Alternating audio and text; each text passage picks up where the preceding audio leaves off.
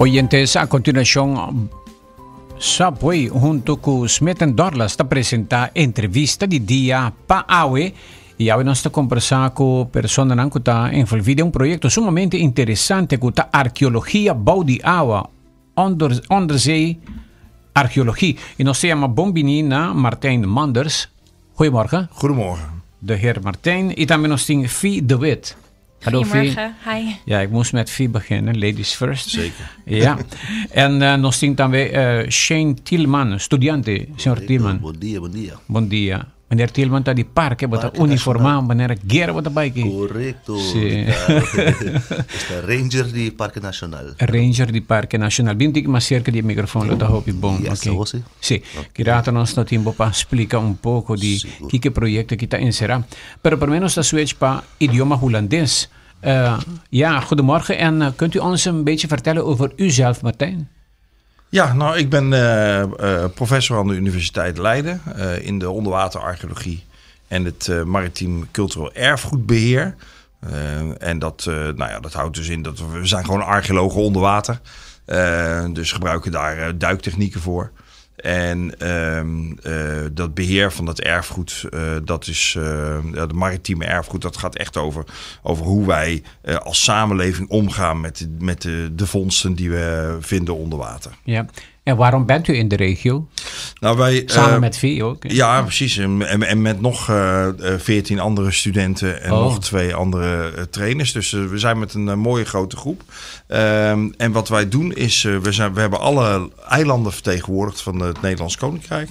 Dat is dus Saba, Sint Eustatius, Sint Maarten, Curaçao, Aruba en Bonaire.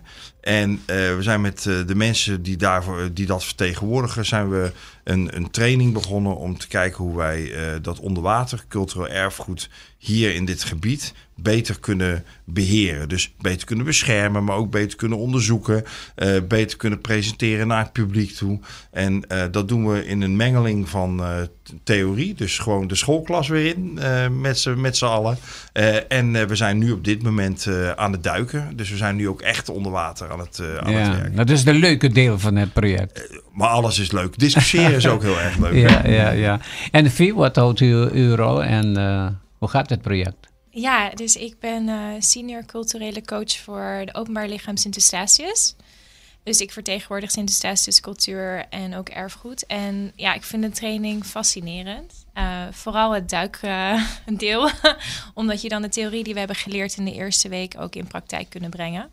Dus Shane en ik zitten in dezelfde groep. En dan gaan we met z'n allen onder water. En dan gaan we meten en bepaalde oefeningen doen. Zoals sweep search. Okay. Maar het is gewoon, ja, om het zelf te doen, begrijp ik het ook veel meer. Want hiervoor was het meer, ja, erfgoed beheren onder water. Maar wat houdt dat nou in? En nu kan ik erover meepraten en eventueel ook uitleggen aan anderen wat dat nou inhoudt en waarom het zo belangrijk is. Oké. Wat is de erfgoed die jullie bekijken en hebben we? En van welke tijd? Hoe interessant is het? Hoeveel hebben we? Dat zijn de vragen, want als eilanden vraag ik me, oké, maar wat hebben we die zo interessant is? Ja, en die vraag die moeten we voor een deel nog open houden, omdat we heel veel niet weten. We weten eigenlijk maar heel weinig locaties rondom Aruba, maar ook rondom de andere eilanden. De eilanden die zijn natuurlijk enorm verbonden altijd geweest met het water. En toch vinden we nog maar heel weinig onder water. En dat komt waarschijnlijk omdat mensen toch niet gewend zijn dat dingen onder water liggen. Of om het te melden aan de overheid. Of dat de overheden nog niet zo ingericht zijn dat het makkelijk te melden valt. Maar we zijn nu bijvoorbeeld een onderzoekje aan het doen met z'n allen op de SSP de Nades. Veel mensen zullen dat wel kennen. Dat is een olietanker die in de Tweede Wereldoorlog getorpedeerd is. En waarvan een deel van later weer is afgezonken. En dat is echt een heel mooi oefenobject voor ons. Want we zijn met name bezig met het oefenen over hoe je dit soort dingen in kaart kan brengen. Maar ik hoop, en daar hebben we het later ook nog met elkaar over, want we zijn nog niet klaar met de training, is dat we gezamenlijk met de verschillende eilanden nu ook wat meer onderzoek kunnen gaan doen om te kijken van wat ligt er nou echt rondom de eilanden. Hè. Saba weten we dat het een piraat pirateneiland was. Dat het ook heel erg levendig was. Maar ja, daar staat heel weinig van op papier. Sint-Eustatius is een enorme... Hij heeft wel 600 warenhuizen gehad. Voor allerlei goederen die dus naar andere delen in het Caribisch gebied werden vervoerd. Het was een belangrijk punt voor de slavenhandel. Nou, hetzelfde... Geldt voor Curaçao. Curaçao, precies. Hetzelfde voor Curaçao. Dus dat had allemaal met het water te maken. Dus daar moet toch wel wat van overgebleven zijn op de bodem. En we weten het nu nog steeds niet. Dus dat is belangrijk omdat we dat kunnen gaan onderzoeken. Oké. Nou, Stapasurato, we gaan even in het papiaments. Maar Shane, Pabo, kung abay ko training aki. Naman dapat bawa ka ba? Siguro ko si kasi bawa ka ba. Nasa sinya hopi kos novo. Dus tami over de lijn ng caminho stap ng Patuma. Tambe hopi técnica novo, mas net bisa compa documentar e também compa preservar lo que botin. Dobra esse também tá cos hopi bom para nós começar boa up que dá na Aruba para sobra jong hene nota aware que saki tegen nós tem com na boa hopi bio que nós tem com proteger, não? Ja.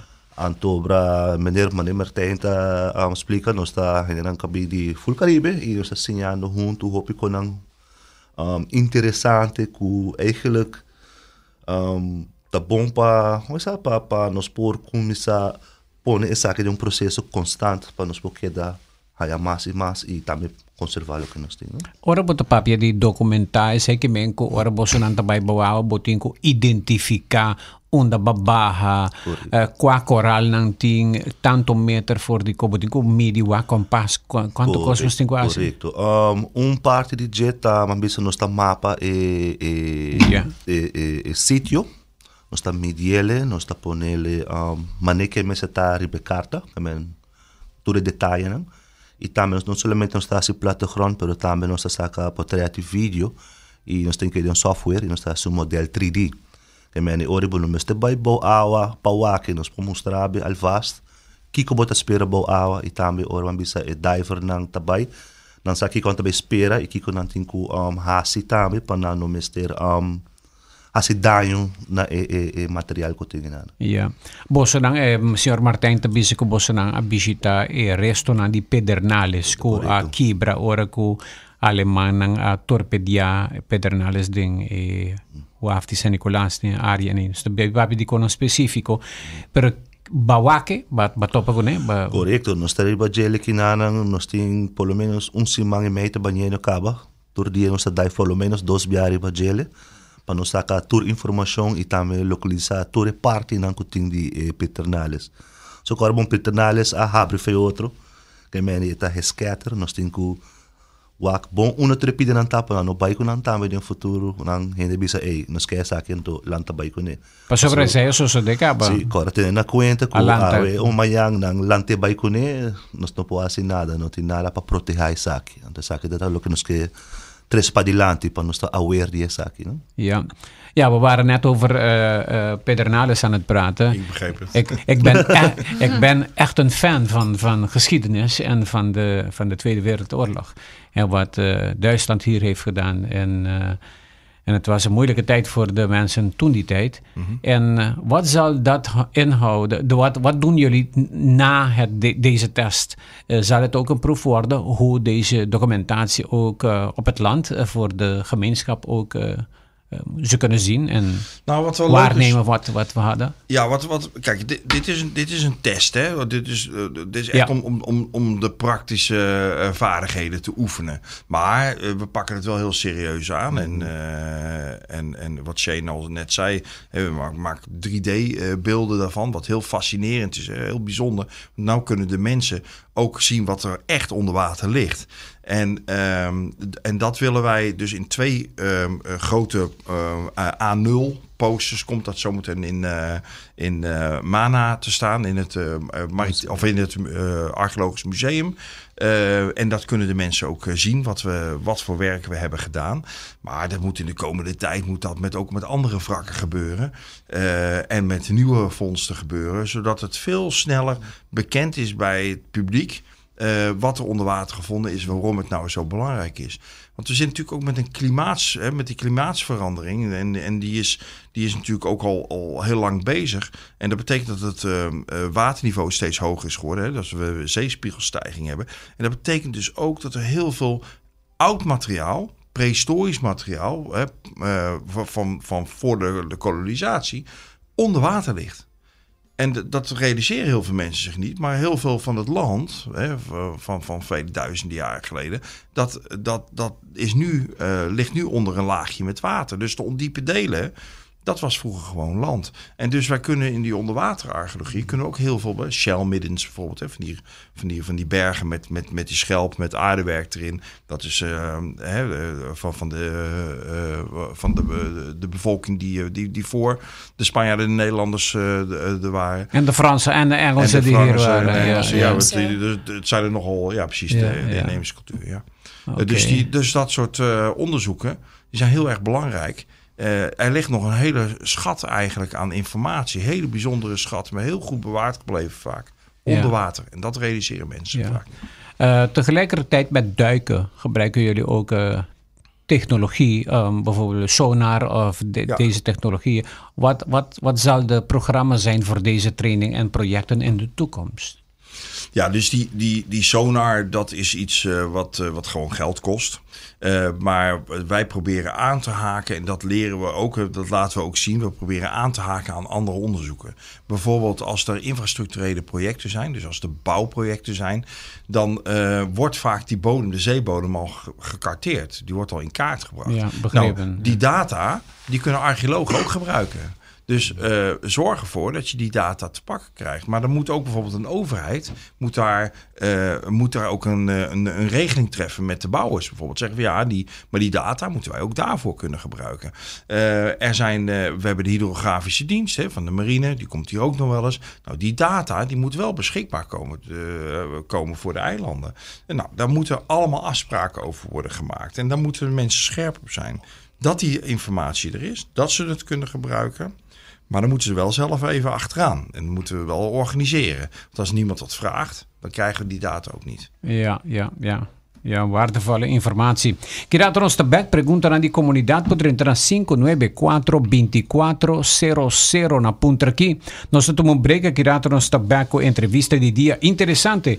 Dat trata aqui de projeto Rijksdienst voor het Cultureel Erfgoed RCE, que se sostém o país Aruba e Museo Mana, haciendo proyecto Marítimo Erfgoed Internacional com apoio de Holanda.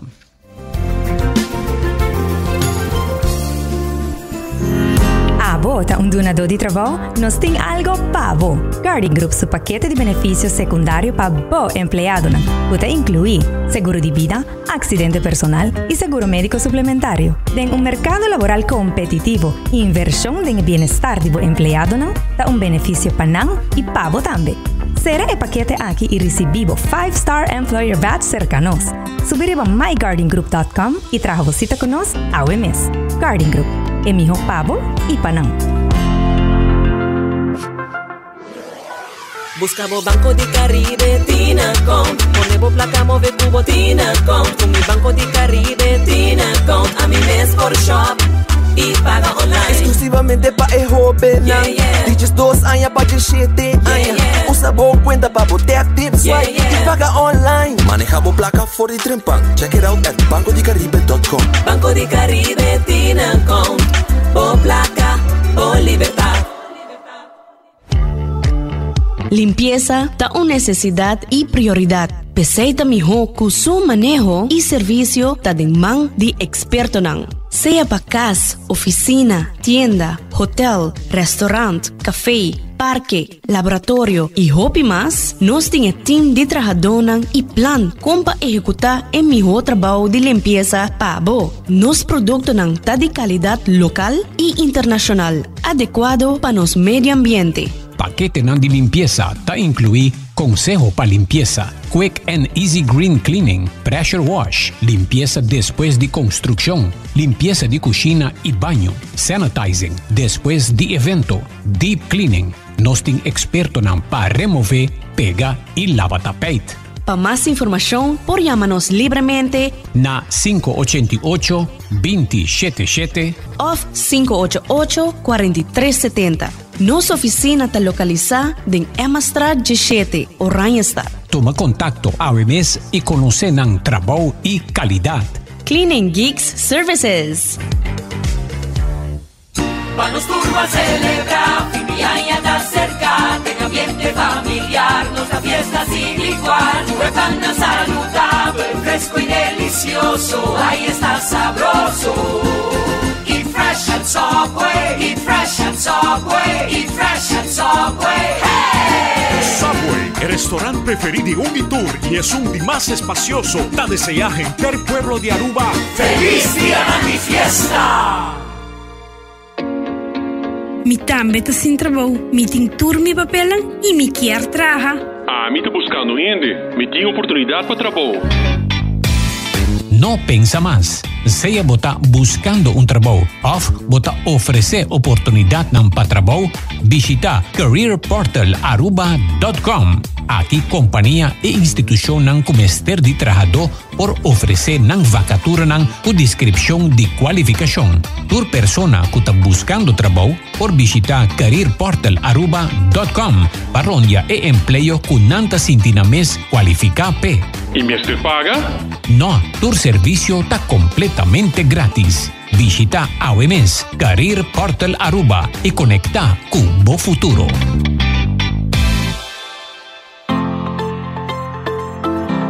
Bota sinti falta de energia? Bo nota drumi bom? Bo sahaya calamber? E saki porta falta de magnesium. Nature's Discount ta oferecebo magnesium glycinate marca Solaray, forma de magnesium que o corpo ta absorba melhor para resultado ng óptimo. Magnesium glycinate ta ayudabo relajar, dormir melhor, lanta com energia, reduzir calambre, stress, ansiedade e hope mais. Passa a busca bo magnesium glycinate AWMS na Nature's Discount, Sabaneta, Cerro Blanco of Palm Beach. Abri di Luna pa Sabra di 8:30 di mainta pa 6 da tarde non-stop. Nature's Discount, bocas di nutrition.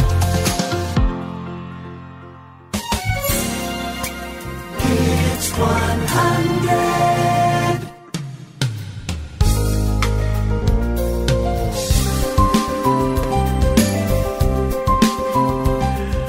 Oké, we gaan naar de eerste vraag. Er zijn verschillende vragen. De eerste vraag is: hoeveel mensen van de eilanden doen mee in deze project? We hebben 16 studenten. En dan zijn er, even kijken, ik moet het even uit mijn hoofd doen. Shane en de 4 helpen mee. Dat zijn de 4 van Aruba. Ja, correct. Ja, en dan 2 van Sint-Eustatius. 2 van Sint-Eustatius, ja. Curaçao, ook 2. Ja. 3 van Saba. Ja. 1 van Sint Maarten. Bonaire was 2. 2 ook, ja. En dan 1 inderdaad van Sint Maarten. Dus ja, dat maakt als het goed is 16. Oké, en die zijn mensen die in het archeologische gebied al ervaren zijn? Nou, sommige, maar het merendeel is meer bijvoorbeeld park ranger, hè, zoals Shane dat is. Dus mensen die wel onder water werken, want mensen moesten wel kunnen duiken. Wel een associatie hebben met de overheid. Hè. Nou, zoals bijvoorbeeld Vie, die werkt voor het openbaar lichaam. En dus mensen die wel hier echt iets mee kunnen doen. Oké. Andere vraag. Bon dia, Aldrich. In de geschiedenis, de verkeer van schepen was enorm bij deze eilanden. Er moet zijn veel schatten. Dus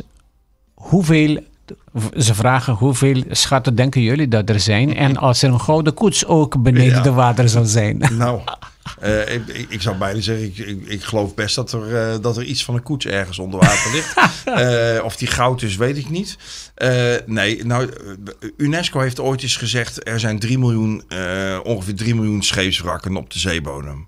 En, op de hele wereld? Ja, op de hele wereld. Maar dat is natuurlijk een fictief aantal, want dat weten we niet. Maar het geeft meer aan dat het er heel veel zullen zijn. En dat is ook gewoon zo. Het oudste boot die we kennen is 10.000 jaar oud. En als je dan van 10.000 jaar naar nu gaat, dan weet je dat gigantisch veel schepen die vergaan zijn. En wat zijn dan schatten? Ja, dat is dan het interessante. Ja, mensen kunnen denken, waar een hoop munten in zitten. Maar voor ons is het als archeoloog natuurlijk waar heel veel informatie in zit. Dus ja, het hangt er maar vanaf hoe je het bekijkt wat een schat is. Ja.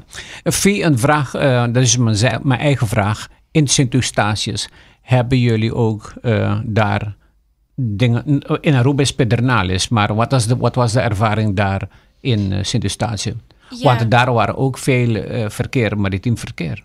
Ja, dus de tussen aanhalingstekens schatten die we vinden, dan heb je het echt over de tijdperiode van de 17e eeuw.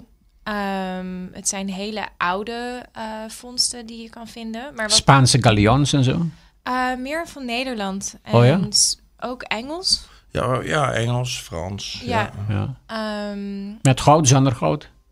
Nog niet, weten jullie. Wij hebben wel op steeds iets heel bijzonders, dat is de Blue Bead. En dat is dus een kraal, dat werd gebruikt als betalingsmiddel tot de slaafgemaakte. En er is een verhaal dat er dus een boot bij Blue Bead, een Blue Bead Hole, is gezonken met heel veel van de Blue Beads. Er zijn van de blauwe kralen en die zijn heel speciaal voor Sint-Eustatius. Die waren gemaakt in Europa, in Amsterdam, maar ook in België. En dat werd specifiek op Sint-Eustatius gebruikt als handelmiddel. Dus je had de normale economie met munt, maar dan had je ook de Blue Bead-economie. Maar interessant, ja. Ja, wat dus heel erg een soort folklore verhaal is op Sint-Eustatius, is dat met de afschaffing van de slavernij zijn alle tot slaafgemaakten naar het strand gegaan en hebben dus al hun Blue Beads in het water gegooid. Dus nu heb je dus mensen die komen specifiek naar Sint-Eustatius om te duiken, om zo'n Blue Bead te vinden. Want je kan ze nog steeds vinden in het water. Maar dat komt ook omdat vroeger waren pakhuizen aan de kust. Dat ligt nu in het water. En er was ook een pakhuis die al die Blue Beads had. Maar het schijnt ook dat er een schip was die dus Blue Beads had. Die dus ook is gezonken. Dus je hebt een verhaal, maar dan heb je ook de feiten. En wat is nou belangrijk voor de gemeenschap? Is het verhaal van dat iedereen hun Blue Beads in het water hebben gegooid als een soort van afschaffing van slavernij, we zijn nu vrij? Of het verhaal dat er een pakhuis nu in het water ligt en daarom je nog steeds die Blue Beads kan vinden. Hebben jullie de pakhuis kunnen zien? Nou ja, er zijn meerdere ruïnes. Maar als we dus bekijken, de baai, Oranjebaai, er zouden dus 600 tot 800 pakhuizen hebben gestaan. Nou, het is een ongelooflijke hoeveelheid. En er staan er misschien nog, we zien er misschien nog 10, 20 ruïnes. Dus op het land, op het land. Half op het land, hè? Dus hoeveel dat er zijn geweest en waar de anderen hebben gestaan, dat weten we eigenlijk niet eens. Dus een hele rij, wat vroeger dus op land was, dat ligt nu onder water. Ja, het is interessant omdat elk land heeft zijn eigen geschiedenis. Zeker. Dus er zijn veel dingen te zien, een grote variatie van wat te zien is of te ontdekken is. Dat is interessant, avontuurlijk. Zeker, ja. Het is ook een mooi beroep, hè? Ja. Dus we zien ook met dat er een enorm enthousiasme is van de ik noem ze jullie nu toch even studenten. Ze werken natuurlijk maar vandaag en de komende dagen zijn het studenten. Dan zie je wat voor enthousiasme er is, omdat het gewoon ook, dit werk is ook heel erg leuk om te doen. Ja. Je ziet ook hoe belangrijk de dingen zijn die we onder water vinden en dan is het ook dankbaar werk. Ja. Ik denk vorig jaar, 1 jaar geleden of 2 jaar geleden, heb ik een nieuwsbericht gedaan over Colombia en Santa Marta. Daar hebben ze een galeon van de tijd, ik denk, het is een Spaanse galeon. Ja, 1708. 1708, oké. En u weet een beetje ervan? Ja, zeker, ja. Ik ben wel enigszins betrokken bij dat San José. De San José, ja. Klopt. En het heeft ze zeggen, de grootste schat van aller tijden. Ja, is het zo? 20 miljard, zeggen ze. Ja, dat is dan berekend op wat er aan boord zou zijn. Hè. Dus er hadden natuurlijk allemaal van die lijsten van wat de lading was. En dat hebben ze dan omgerekend in wat de prijs nu zou zijn. Nou moet je wel bedenken dat als je bepaalde munten hebt die heel zeldzaam zijn, dat ze heel veel geld opbrengen. Maar als je dan plotseling een schip vindt met heel veel van dezelfde munten, dan wordt het weer minder waard. Dus laten we nou zeggen dat het de helft is, 10 miljard. Dan is het nog steeds heel veel geld, ja. Ja, en dat zijn zilveren munten, gouden munten, smaragden, maar ook heel veel materiaal van de mensen die aan boord waren. Ja, ja. Heb je ooit gehoord over Vera? Aruba had ook een geschiedenis van een zekere Galeon Vera en verschillende personen hier op Aruba wouden die Galeon vinden en de schat naar boven brengen. Ja, ik heb wel eens gehoord dat er een Spaans galjoen gezonken zou zijn. Maar misschien dat Shane wat meer weet van het verhaal. Ik weet het niet. Shane ti hopi kos bieu ta pegariba nos costa y mita kere barco nang antes tame di palo galeon nang lo mestera haya problema que lama simpatico con nos timpari rube kuta ola nang brutal kuta. Correcto. Ma de barco nang ki fondi lama. Siguma comprende barco eta mas na cabeça, não pode saber preciso, não mag die precies uneta. Pero maneira te bisa tem su valor lang je. E eta hopi hundu no lubi da se ta me gemendi. Bom me ta trobe hopi trabalho e não tam se boca be wake, no? Pero a trobe tem aqui profundidade você tá barra. A nós agora aqui nós tá bezig te train na 10 meter. Nós tá por bij masker sei para safety reasons. Pero normalmente el artefacto que porta hopi más 130, 40 meter, que es más difícil también. Am de trade in Parque Nacional, ACF, Aruba Conservation Foundation, si você sabe en dia nós tem zona nang será, que Marine Park, alright? En de nós está traga. Anto den zona nang aqui, mita prova de puxa para sacar fogo, que turting den zona aqui, que nós porting mangri baje que nós conservar. Exemplo também mesmo para visitar Spans Lagoon, você não sabe também não barco não está dentro sali tempo e nada com material não, que mende esse também tem possibilidade no Spans Lagoon nós tem artefacto não, por exemplo, dus pero a trobe nós tem Cuba e queda ribesaki para nós começar a trabalhar mapa que se não para aqui que tem dinge zona não Jaruba. Ja, de nos limite não também, não, para sobre a cita com não opi hundos, mister equipo na mais sério para chegar mais leu. Ja, dat is inderdaad. Wel, we hopen dat hier in Aruba ook en ook in Sint-Eustatius zekere schatten kunnen gevonden worden. Want, ja, en dat je want ik zeg, de zee tussen Aruba en Curaçao is ik heb net gezegd aan Shane, dat deze zee zeer zeker in de geschiedenis in het verleden veel galeons het niet konden zomaar varen. Ja, precies. Ja. Nou, en het zou dan mooi zijn als je dat dan enorme vindt, golven. dat je het dan zelf ook onderzoekt. Hè? En dat stel je nou eens voor dat je zoiets zou vinden en je zou het zelf vanuit de eilanden hier op kunnen graven met hulp eventueel. Dan is het niet zo dat die spullen dan weg zijn, maar die kunnen dan hier tentoongesteld worden. Moet je eens denken wat voor een interesse dat wekt voor ook de toeristen, maar ook voor de mensen lokaal op het eiland. Ik denk dat je daar veel meer aan hebt dan dat er zomaar een of andere bergingsbedrijf komt die heel snel wat waardevolle spullen weghaalt en dan huppakee in het vliegtuig naar elders toe brengt. Ja. Dat zou echt jammer zijn. Dat is de quick win. Misschien heel even, maar daarna ben je alles kwijt. Ja, dat wel. Voor u de ervaring hier op het eiland, Parque Nacional Arikok, wat is de ervaring voor u? Wat zegt u dat de kust, de ervaring vanuit de kust ook, want deze kust, de beachkust, dat is iets anders. Ja. Hè? Maar de andere kust van Aruba, je kan zo zien bij de kust dat veel hout en veel materiaal bij de kust kwam. Er moet zijn verschillende. Ja, dat is de gevaarlijke kant. Hè? Dus interessant ook. Ja, dat is voor ons, archeologen, zou het interessant zijn. Maar dan wordt het natuurlijk al wel sneller diep. Het is ruw water. En daardoor zijn eigenlijk nog maar heel weinig mensen geweest. Hè? Dus ook weinig duikers. Aan deze kant zitten veel meer duikers. Dus ik denk dat je die maagdelijke bodem, die je juist aan de windzijde hebt. En dat je daar dus nog hele mooie vondsten kan hebben. Oké, er is een vraag. Aldrich punternan tocante e torpedo perdi. Die Alemana. Er is een verloren torpedo. Heeft u iets gehoord van die? Ja, ik heb al eens een plaatje gezien. Het is gezegd, die perdi.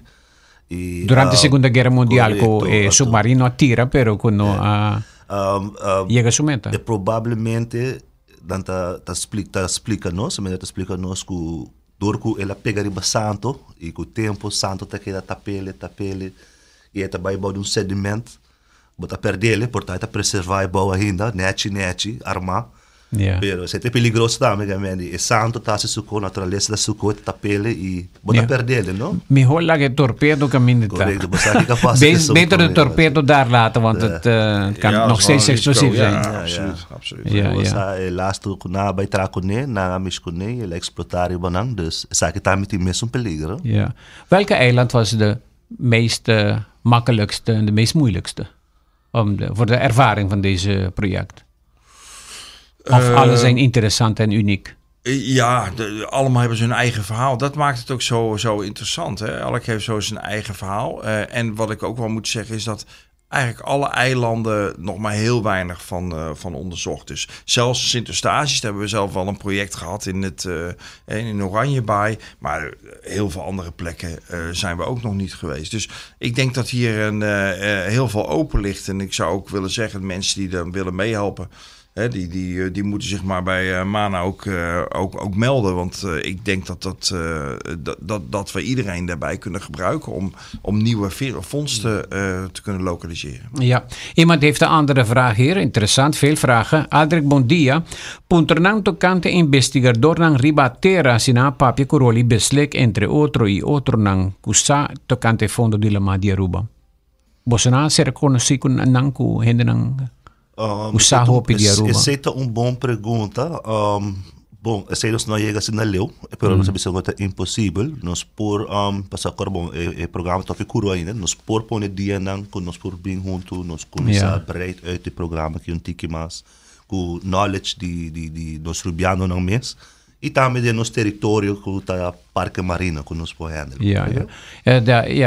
Een luisteraar heeft gevraagd, hebben jullie met andere mensen gesproken? Mensen die veel weten over de geschiedenis van Aruba, als Rolly Beslik van Savaneta. Maar er zijn veel mensen ook in Noord en andere barrios van Aruba die veel kunnen vertellen over de geschiedenis. En ze kennen de bodem van Aruba. En daar hebben we het ook over tijdens de trainingen. Over de samenwerking met andere stakeholders. En met name dus mensen die heel veel weten uit het verleden. Ja, die moet je interviewen. Die informatie is belangrijk. Storytelling, ja. Storytelling is ontzettend belangrijk. En juist hier ook, omdat heel weinig is opgeschreven ook. Zit je met name met verhalen die soms al tientallen, soms al meer dan 100 jaar oud zijn. Ja. Heel belangrijk. Oké. Wel, hartelijk bedankt. Het was interessant met jullie allemaal even te spreken. Shane, Mashadanki en Martijn. Nog iets anders dat u wil even delen voordat we sluiten? Kom ook allemaal eens kijken in het museum. Als wij klaar zijn, dat is dus aanstaande zaterdag, zullen wij onze afsluiting hebben. En dan de weken erop, dan hoop ik dat de informatie die wij verzameld hebben voor de training nogmaals, maar wel interessant, dat die dan in het museum staat. Kom vooral eens kijken daar. Zaterdag is er een open house of zaterdag is het is zeg maar de eindceremonie. Nou weet ik niet helemaal zeker of het open huis is. Volgens mij is het niet zo. Het is niet over. Nee. Okay. Dus voordat iedereen komt. We dachten al even koffie drinken. Zoiets. Ja. Gezellig moment, oké. Martijn Manders, u heeft veel ervaring, denk ik, in deze Ik heb richting. Een aantal jaar ervaring, 35 jaar.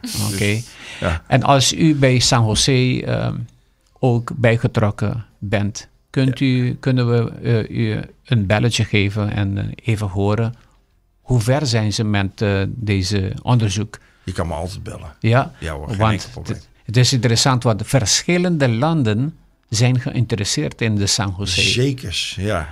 Juridisch gezien ook nog. Dus, Bolivia zegt dat de goud van hun is. Colombia zegt dat... dat is een bevolkingsgroep, ja. El motivo como abisesa aqui motivo co e galeão aqui tá é tesouro mais grande de Sul-América seguro pernanta bisesun di mundo, $20 bilhão na ouro de fundo de la mar na Santa Marta, Colômbia que saque Pero Bolivia tabisa que oro DJ, Colombia tabisa que tariba su territorio e a companhia não que dono de barco e seguro e tudo nang turting un rol pa hunga e Martina educanos que aqui nanta hopi stakeholder também pleiten que outro veel stakeholders zullen met elkaar gaan vechten voor een tijd voordat we weten van wie de schat voor wie de schat zal zijn en blijven of het wordt verdeeld tussen de stakeholders. De aqui nos entrevista di dia, bedankt Martijn, também Fi e também Shane, junto com nós em entrevista di dia. Proyecto interessante para investigar e fondo nang di lama di nos isla nang di Caribe holandês com ajuda de Holanda, esta Maritime Erfgoed International, ajudando-nos aqui na Aruba. Danke pa audiência e nós espera pronto de portende que na Aruba nang a descobrir algo maneira vera pronto.